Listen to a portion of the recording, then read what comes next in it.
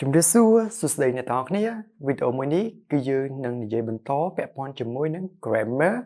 ប៉ុន្តែគឺយើងនិយាយពាក់ព័ន្ធជាមួយនឹងសៀវភៅថ្មីដែលខ្ពស់ជាងសៀវភៅកម្រិត beginner ដែលសៀវភៅដែលយើងលើកយកមកនិយាយនេះតាក់ទងជាមួយនឹងសៀវភៅ elementary អូខេនេះគឺយើងលើកចេញពីសៀវភៅនេះមក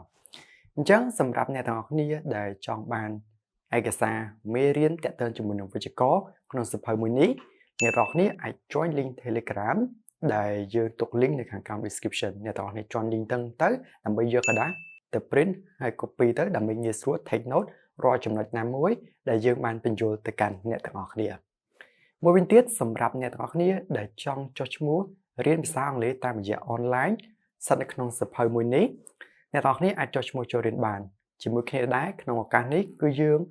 នឹង free ឲ្យសៀវភៅអ្នកទាំងអស់គ្នាពាក់ព័ន្ធជាមួយនឹងសៀវភៅពុម្ពនឹងផ្ទាល់តែម្ដងគឺកម្រិត elementary ហើយសៀវភៅពុម្ពរបស់យើងនេះគឺជាប្រភេទសៀវភៅ color ដោយដែលអ្នកទាំងអស់គ្នាបានឃើញអញ្ចឹងណាអញ្ចឹងសៀវភៅនេះជាសៀវភៅ color ដែលជាផ្នែកមួយក្នុងការជំរុញលើកទឹកចិត្តអ្នកទាំងអស់គ្នាឲ្យមានអារម្មណ៍កាន់តែរៀនថែមទៀតណាហើយក្រៅពីយើងថែមជួយសៀវភៅពុម្ពហ្នឹងក៏យើង print กระดาษឲ្យអ្នកទាំងអស់គ្នាតាក់ទងជាមួយនឹង vocabulary ដែលជាกระดาษពាក្យណាដែលពាក្យទាំងអស់មានចំនួនខ្ទង់ដូចជា681ពាក្យអូខេដោយដែលអ្នកទាំងអស់គ្នាឃើញលើ screen ហ្នឹងអញ្ចឹងអូខេក្រៅពីហ្នឹងទៀតក៏យើងធ្វើឲ្យអ្នកទាំងអស់គ្នាមួយទៀតតាក់ទងជាមួយនឹងខ្សែអក្សរលេខដែលមាននៅក្នុងសៀវភៅហ្នឹងរាល់ចំណុចសៀវភៅហ្នឹងវាមានចំណុច listening មានចំណុចស្ដាប់អញ្ចឹងគឺអ្នកទាំងអស់គ្នានឹងទទួលបានខ្សែអក្សរលេខហ្នឹងដើម្បីយកវាទៅស្ដាប់ដោយខ្លួនឯងករណីថាអ្នកទាំងអស់គ្នាចង់ស្ដាប់នៅចំណុចណាមួយដែលអ្នកទាំងអស់គ្នាចង់ស្ដាប់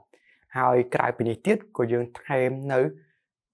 វគ្គសិក្សាមួយទៀតដែលសិក្សាតាមរយៈវីដេអូគឺសៀវភៅមួយនេះអូខេគឺវិជ្ជាករការតែ12នៃភាសាអង់គ្លេសដែលយើងសិក្សាតាមរយៈវីដេអូអូខេហើយជាមួយគ្នាដែរបន្ទាប់ពីអ្នកទាំងអស់គ្នាមើលវីដេអូនេះចប់ក្នុងវីដេអូនីមួយៗគឺវាតែងតែមាន link សម្រាប់ឲ្យអ្នកទាំងអស់គ្នាធ្វើលំហាត់អញ្ចឹងទៅអ្នកទាំងអស់គ្នាគ្រាន់តែចុចចូលទៅអ្នកទាំងអស់គ្នាអាចជ្រើសរើសចម្លើយណាមួយដែលអ្នកទាំងអស់គ្នាគិតថាត្រូវហើយចុច submit ទៅវាចេញបន្ទុកឲ្យដូចអ្នកទាំងអស់គ្នាឃើញលើ screen អញ្ចឹងណា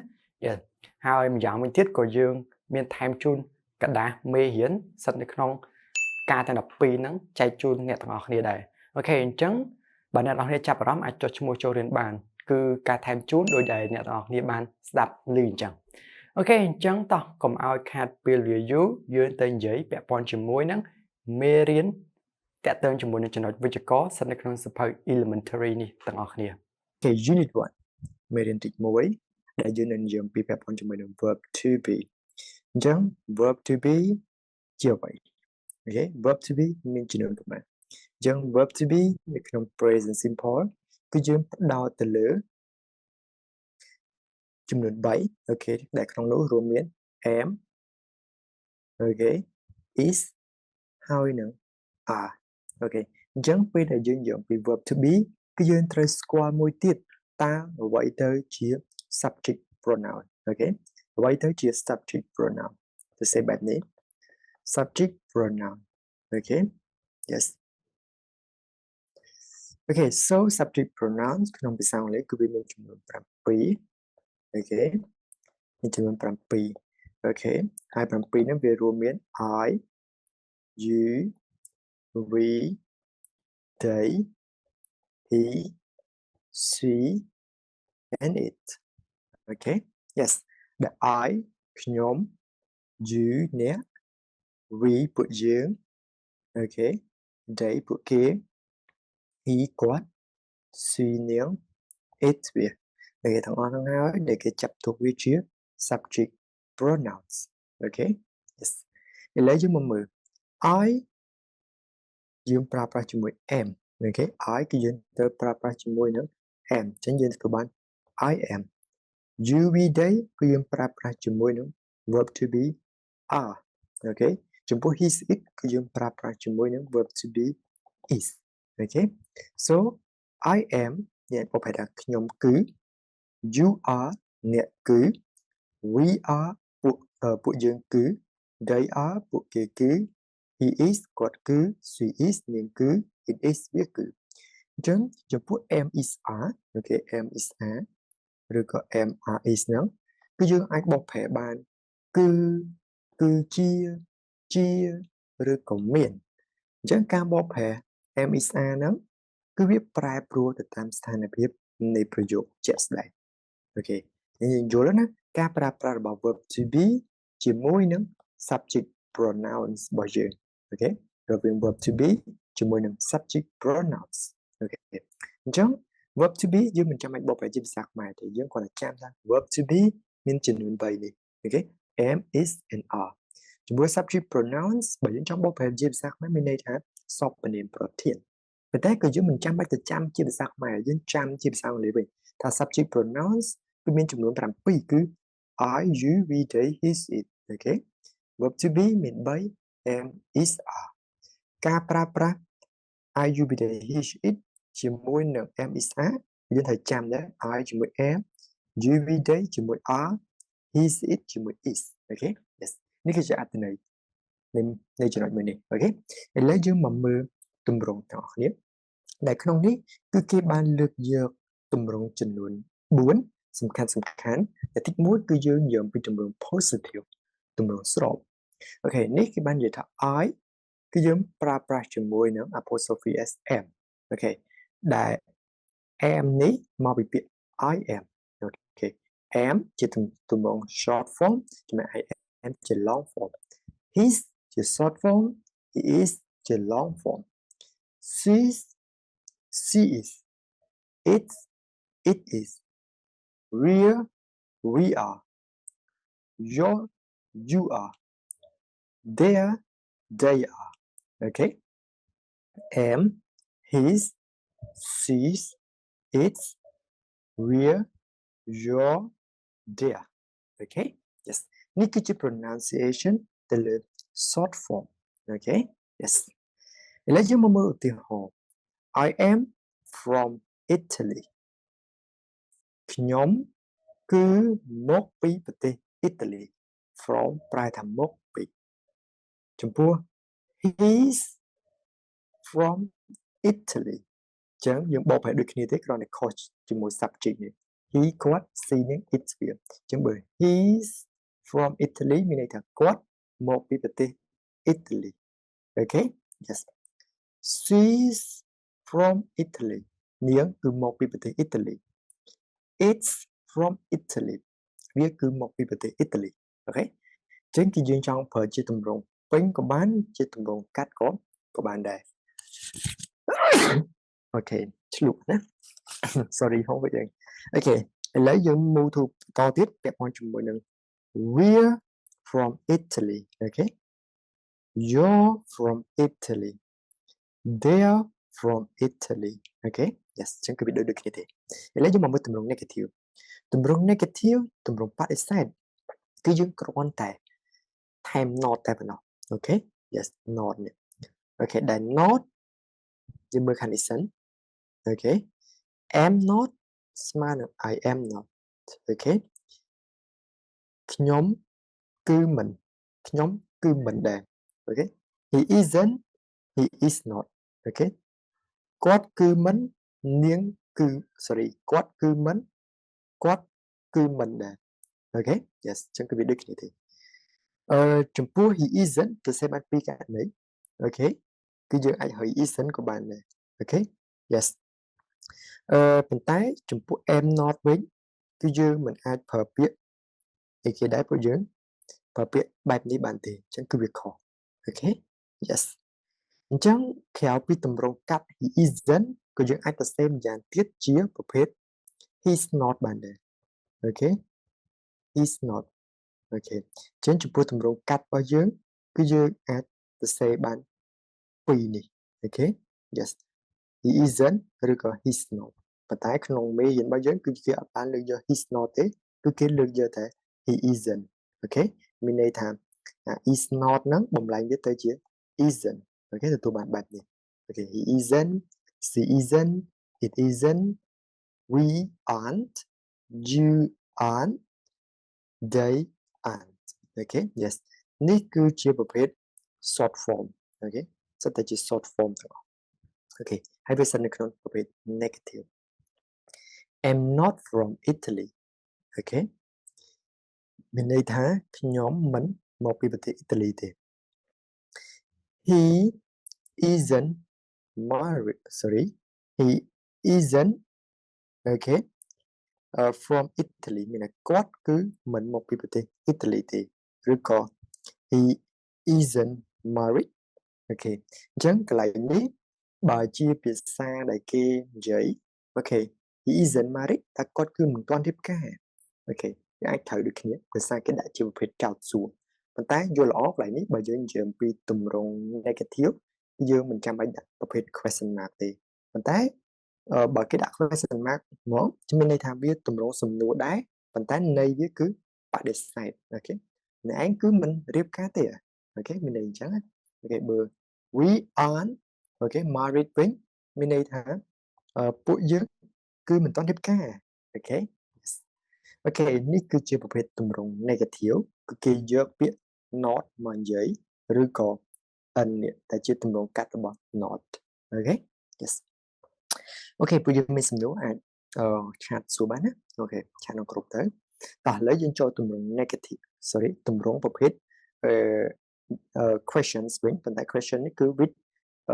WA question Okay ឬក៏ with question word ពាក្យសំណួរជាពាក្យសំណួរវាមិនពាក្យសំណួរនេះពាក្យ what ពាក្យ where ពាក្យ who how on ហ្នឹងគេឲ្យឈ្មោះថា question words ឬក៏ជាប្រភេទ WA question WA question វាផ្ដើមដោយពាក្យ WA នេះ WA ចំពោះ how ហើយ how on ហ្នឹងក៏គេចាត់ទុកវាជា WA question ដែរទោះបីជាវាមិនផ្ដើមដោយ WA ក៏ដោយដោយសារវាជាប្រភេទចោទសួរ Okay yes ឥឡូវយើងមកមើលបន្តយើងមកមើលអានទាំងអស់គ្នា What's your name តែឈ្មោះរបស់អ្នកគឺអ្វី Okay អញ្ចឹងAlicia ចឹងមក Okay What's her surname យើងអាចនិយាយថាsurname នេះគឺ Johnson Okay What's his phone number តើលេខទូរស័ព្ទរបស់គាត់គឺប៉ុន្មាន Okay នេះគឺ07773321456 Okay yes ហើយនេះគេនិយាយថា What's គឺជាទម្រង់កាត់ចំណែក what is គឺជាទម្រង់ពេញយើងប្រើ what's ក៏បានwhat's នេះក៏បាន what is ខាងក្រោមក៏បានដែរ Okay yes Okay តោះបន្តទៀតចំពោះ where's នេះជាទម្រង់កាត់ where is ជាទម្រង់ពេញ who ជាទម្រង់កាត់ who is ជាទម្រង់ពេញ Okay yes ឥឡូវយើងមកមើលបន្តទៀត Where are you from តើអ្នកឯងមកពីណា Okay Where is she from តើនាងមកពីណា Okay គេដាក់ London ប្រទេសទីក្រុង London Okay Who តើនរណា Who's Laura Who's she តើ Laura គឺជានរណាតើនាងគឺជានរណា Okay she's my sister នាងគឺជាបងឬក៏ប្អូនស្រីរបស់ខ្ញុំ How are you បងប្រែថាតើអ្នកសុខសប្បាយទេអញ្ចឹងយើងឆ្លើយ Fine thanks សុខសប្បាយអរគុណច្រើន Okay yes បន្តទៀត How old are you តើអ្នកមានអាយុប្រហែល Okay I'm 12ខ្ញុំមានអាយុ22ឆ្នាំអញ្ចឹងបើយើងចង់ប្រើពាក្យខ្ញុំមានអាយុ22ឆ្នាំបើយើងប្រើពាក្យ I have 22 years Okay ឬក៏22ហ្នឹងគឺយើងមិនត្រឹមត្រូវទេតែពាក្យ have នេះគឺយើងមិនទោះបី have បូកប្រែមានក៏ដោយប៉ុន្តែក្នុងន័យអាយុគឺយើងគួរតែប្រើ verb to be នេះមកវិញ Okay ប្រើ verb to be am is are អញ្ចឹង verb to be am is are កន្លែងអាយុហ្នឹងគឺយើងបូកប្រែថាមាន Okay មានន័យថាខ្ញុំមានអាយុ22ឆ្នាំ Okay តោះឥឡូវយើងចូល yes no questions yes no question នេះគឺគេលើកយក verb subject pronouns មកអស់ហើយ is he nice Okay តើគាត់គឺចិត្តល្អ Are you married តើអ្នករៀបការហើយឬនៅ Okay are they married តើពួកគេរៀបការហើយនៅ Okay អញ្ចឹងការឆ្លើយរបស់យើងបើតែតទៅមួយ he យើងអាចឆ្លើយថា yes he is ប៉ុន្តែគឺយើងមិនអាចប្រើ he is នេះបំលែងវាទៅជាទម្រង់កាត់ he's បែបនេះបានទេបើទៅ say yes he's ជាទម្រង់កាត់បែបនេះគឺខុសប៉ុន្តែចំពោះ no វិញគឺយើងបើយើងចង់ប្រើថា no អានេះបើយើងដាក់ he មានន័យ no he isn't ក៏បានដែរអញ្ចឹងចំពោះប្រភេទទម្រង់បដិសេធគឺយើងអាចទៅសេជាប្រភេទទម្រង់កាត់បានប៉ុន្តែចំពោះទម្រង់ yes នេះគឺយើងមិនអាចប្រើជាទម្រង់កាត់ដូចអានេះបានទេគឺវាខុសប៉ុន្តែចំពោះបដិសេធគឺយើងប្រើវាបាន Okay yes it is ប៉ុន្តែបើយើងប្រើពាក្យ yes ហើយទម្រង់កាត់គឺអត់បានទេ Okay yes ចំពោះ yes I am no I'm not Okay yes we are no we aren't Okay yes they are no they aren't Okay នេះសិតតែជាឧទាហរណ៍ Okay ដែលតើតើជាមួយនឹង yes no question ដែលលើកឧទាហរណ៍ពាក់ព័ន្ធជាមួយនឹងប្រភេទ yes no question តើតើជាមួយការប្រើប្រាស់ verb to be ជាមួយនឹង subject pronouns អូខេឥឡូវយើងនិយាយមួយទៀតពាក់ព័ន្ធជាមួយនឹង possessive adjectives យ៉ាង possessive adjective បើយើងរៀនមកដល់ចំណុចនេះហើយគឺយើងសូមនិយាយមកទៅ possessive adjectives នេះដែលពាក្យ my your his her its our your their ទាំងអស់មានប៉ុន្មានយើងរាប់មើលអញ្ចឹងទាំងអស់វាមានចំនួន7អូខេ your នេះគឺវាដដែលទេអូខេ yes អញ្ចឹងគឺយើងសូមសរសេរកន្លែងនេះឲ្យអ្នកនរគ្នាស៊ូមើល my អូខេyour our អូខេ their his her and it អូខេទាំងអស់ហ្នឹងហើយគឺជាប្រភេទ possessive adjectives មានចំនួន7 my របស់ខ្ញុំ your របស់អ្នក our របស់ពួកយើង their របស់ពួកគេ his របស់គាត់ her របស់នាង its របស់វាអូខេ what's my name តើឈ្មោះអូខេតើឈ្មោះរបស់ខ្ញុំគឺអ្វីនិយាយ what's your name តើឈ្មោះរបស់អ្នកហ្នឹងគឺអ្វីអូខេចឹងយើងដូចគ្នាក៏យើងដូរកន្លែង possessive adjective នេះទៀតអូខេតែទាំងអស់ហ្នឹងហើយយើងបូកប្រែថារបស់បើ this is វិញគឺ this is our house មានន័យថានេះគឺជាផ្ទះរបស់ពួកយើងអូខេ this is your house អូខេ this is their house ចឹងមកអូខេ yes បន្តទៀត possessive apostrophe s អូខេ apostrophe s ឡើយនេះយើងអាចបកប្រែថាគឺទេគឺយើងបកប្រែថារបស់អូខេបកប្រែរបស់អញ្ចឹងយើងមកមើលទាំងអស់គ្នា my wife's name មានន័យថាឈ្មោះរបស់ប្រពន្ធរបស់ខ្ញុំអញ្ចឹងឈ្មោះរបស់ប្រពន្ធរបស់ខ្ញុំគឺយើងបកប្រែពីស្ដាំទៅឆ្វេងទាំងអស់1 2 3 4អូខេអញ្ចឹងយើងបកតាមលេខមកណាអូខេអញ្ចឹងវាបញ្ជាក់ជាមួយភាសាខ្មែរអញ្ចឹងចំពោះmy wife's name my wife ឯនេះបើយើងផ្ដោតទៅលើប្រភេទ possessive adjective វាស្មើនឹង her អូខេរបស់នាងវាស្មើនឹង her នេះ my wife មកដុំហ្នឹងបើយើងប្រៀបធៀបស្មើនឹង her បើយើងប្រៀបធៀប y នេះវាស្មើនឹង subject c ប៉ុន្តែបើយើងចង់បកប្រែ a របស់នាង c ហ្នឹងយើងបំលែងវាទៅជា her c នាងត her ប្រែថារបស់នាងអញ្ចឹងយើងចង់និយាយឈ្មោះរបស់នាងគឺយើងប្រើពាក្យ her នេះមកអូខេ her name ឈ្មោះរបស់នាងចុះបើយើងនិយាយថា c name បានអត់គឺអត់បានទេឈ្មោះនាងវាត្រូវភាសាខ្មែរប៉ុន្តែគឺគេអត់និយាយចឹងទេគឺគេប្រើពាក្យ her name គឺគេមានពាក្យរបស់ឈ្មោះរបស់នាងអូខេជាឈ្មោះរបស់នាងមិនត្រឹមត្រូវអូខេ yes អូខេអញ្ចឹងយើងមកអានបន្តទៀតមាន the name of my wife មានន័យថាឈ្មោះនៃប្រពន្ធរបស់ខ្ញុំអូខេហ្នឹងគឺសិតតែ skill គេប្រើយើងចង់ប្រើ my wife's name ឬក៏ her name ឬក៏ the names of my wife ក៏បានដែរយើងដាក់ name នៅមុខគឺយើងថាមានពាក្យ out ហើយចាំដាក់ my wife នេះអូខេ yes អូខេ next Andy's dictionary មានន័យថាវចនានុក្រមរបស់ Andy ចឹង Andy ហ្នឹងបើមនុស្សប្រើយើងស្មើ subject he មក his dictionary មានវចនានុក្រមរបស់គាត់ my parents house មានន័យថាមិនដែរនៅផ្ទះរបស់ឪពុកម្ដាយរបស់ខ្ញុំអូខេព្រោះយើងមើលទីហ្នឹងកន្លែងនេះគេហេតុអីមកគេមិនទៅសេជាថា my parents